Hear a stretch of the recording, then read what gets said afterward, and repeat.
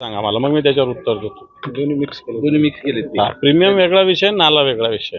नाले सफाई समाधानकारक नाही असं आशिष शेलार म्हणतात. आशिष शेलार कोण आहे? काय मुंबईचे महापौर आहे का? त्या खात्याचे मंत्री आहे का? राज्याचे मुख्यमंत्री कोण? त्यांना कोण विचारतं? त्यांचा काय संबंध? हा माझा पहिला प्रश्न आहे. नाले सफाई नाही तर प्रशासन तुमच्या हातात आहे.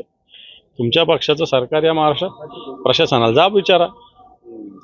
आदित्य ठाकरेच्या काळात बिल्डरला प्रीमियम मान्यता मिळाली, चौपट बांधकाम सुरू आहे. मला असं वाटतं प्रीमियम देणं हे महापालिकेच्या हातात नसतं, राज्य सरकारच्या हातात असतं. तुम्हीच या राज्य सरकारच्या विरुद्ध एकनाथ शिंदे साहेब जे महाराष्ट्राचे मुख्यमंत्री, यांना नगर विकास मंत्री म्हणून याविषयी प्रश्न विचारला होता. त्याचा प्रश्न पुन्हा एकदा येणाऱ्या अधिवेशनात विचारा आणि प्रीमियम रद्द करा.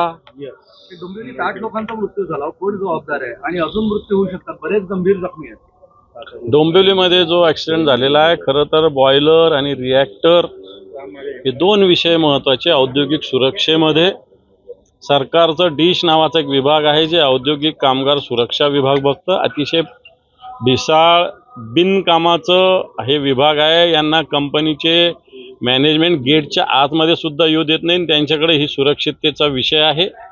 वाटतं याच्याविषयी सर्वव्यापी धोरण ठरवण्याची आवश्यकता आहे. वारंवार विधिमंडळात आम्ही ही भूमिका मांडलेली आहे.